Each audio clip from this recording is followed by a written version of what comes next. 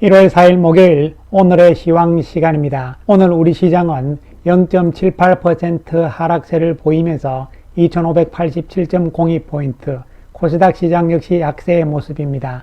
마이너스 0.61% 하락세를 보이면서 866.25포인트를 기록을 했습니다. 미국 시장의 하락폭이 진정이 되지 않으면서 우리 시장 역시 약세의 분위기에서 벗어나지 못하는 모습입니다. 코스피는 갭 하락으로 출발을 했습니다. 장중에 힘겨루기를 한 모습이고요. 코스닥의 모습은 장중 등락이 심한 가운데서 양봉의 모습으로 마감이 되었습니다. 미국 시장 과연 추가적인 하락세가 이어질 것인가, 그리고 우리 시장의 분위기는 어떻게 될 것인지에 대해서 알아보기로 하겠습니다.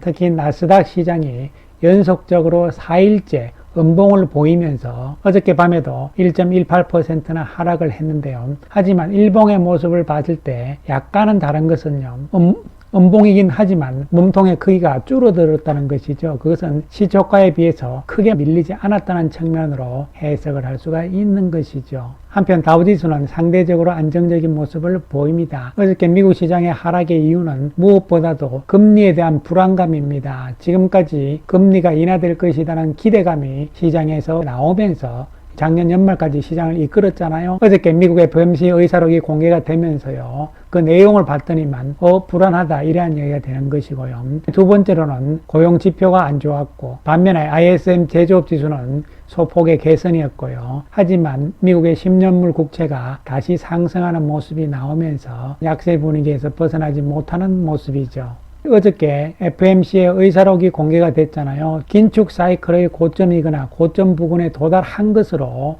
판단을 한다. 24년 기준금리가 인하될 것이라는 데는 동의를 한다. 하지만 경제의 불확실성이 매우 높은 상황인 만큼 금리 인하로 전환하는 시기에 대해서는 신중한 입장이다. 이런 결과가 나왔기 때문에 그동안의 금리 인하에 대한 기대감이 사라진다. 이렇게 볼 수가 있는 것이죠.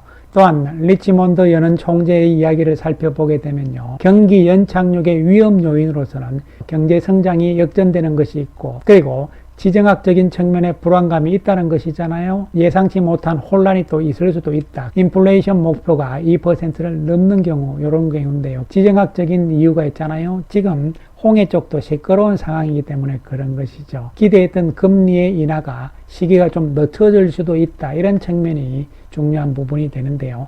이 과정들은 조금 더 살펴볼 필요성이 있다고 말씀을 드리겠습니다. 그래서 어저께 미국에서 상승한 업종을 보시면 에너지, 유틸리티, 통신 등이라고 보면 되고요. 성장주들의 하락폭이 컸다고 볼 수가 있는 것이죠. 이에 따라서 코스피 시장 오늘 아침 출발부터 갭 하락이었잖아요. 장중에 오르락내리락 했는데요. 어쨌든 몸통이 작은 것은 어저께 비해서는 좋다, 이렇게 볼 수가 있는 것이죠. 2555선 정도에서 어느 정도 좀 지켜낼 것인가, 이런 것을 볼 필요성이 있겠습니다. 한편 코스닥 지수는 상대적으로 좋다고 볼 수가 있는데요. 십자 모양의 양봉을 보여주는 상황. 코스닥은 오늘 2차전지 쪽이 상승세를 보여주면서 지수를 방한 측면이 강하다고 볼 수가 있겠습니다. 따라서 코스닥 지수는 조금 더 안정적으로 움직일 가능성이라고 판단을 할 수 있겠습니다. 투자자별로 살펴보게 되면요, 오늘 외국인들은 거래소 시장에서 매수 우위입니다. 1147억의 매수 우위를 보였고요. 코스닥에서는 1320억의 매도, 기관 투자가들은 양쪽 다 매도인데 금융투자 쪽에서 매도가 많은 모습인데요. 단기적인 성격이라고 보시면 되겠습니다. 외국인들은 오늘도 삼성전자를 가장 많이 산 모습이죠. 그리고 네이버를 많이 샀고요. 그 다음에 에코프로, 포스코 퓨처엠 등 2차전지 쪽, 포스코 홀딩스, LG에너지 솔루션 등도 매수 우위 쪽에 들어가 있는 모습이죠. 바이오 쪽에서는 삼성바이오와 셀트리온 제약을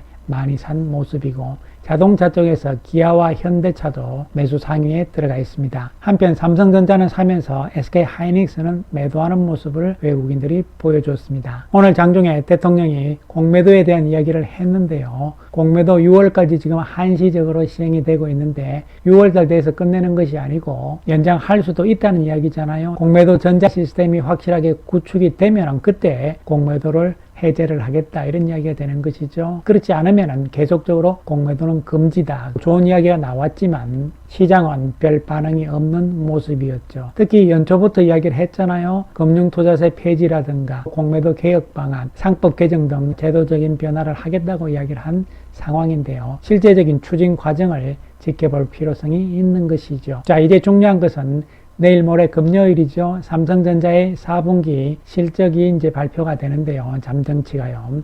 여기서 과연 어떻게 될 것인가 이런 부분인데 외국인들은 계속적인 매수로 나오고 있는 상황이고 특히 오늘 삼성전자는 양봉의 모습으로 마감이 되었습니다. 장중에는 플러스가 나오는 모습도 나왔거든요. 어느 정도 지지선을 구축하는 과정으로 해석을 할 수가 있겠습니다. 그 다음 셀트리온은 어저께까지도 잘 버티는 모습이었지만 오늘은 음봉으로서 하락폭이 좀 큰 상황이죠. 단기적으로 올랐던 것을 감안을 한다면요 가격 조정은 어느 정도는 나올 수 있을 것으로 보여지지만 추세적인 측면에서는 유효하다고 볼 수가 있는 것이죠.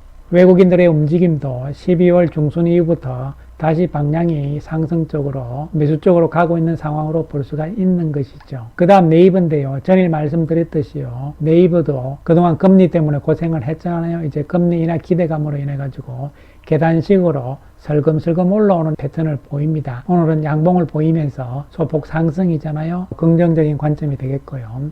그 다음에 LG에너지솔루션 어저께도 말씀드렸듯이 오늘 양봉을 보여주면서 저점을 지키는 모습이 나왔습니다. 그래서 에코프로라든가 LNF 등 중소형 2차전지와 더불어서 상승세를 보였는데요. 바닥권에서의 기술적 반등 구도로 해석을 할 수가 있겠습니다. 시장의 주도주 핵심 맥락은 삼성전자를 필두로 한 반도체와 IT 쪽 그리고 바이오 쪽으로 볼 수가 있는 것이고요. 이벤트들이 계속 눈앞에 놓여 있잖아요. 이 이벤트들이 긍정적인 재료로도 생각을 할 수가 있는 것이죠. 따라서 주도주 맥락은 반도체 그리고 바이오, 인터넷 쪽으로 흐름을 잡아주시면 될 것으로 보입니다. 감사합니다.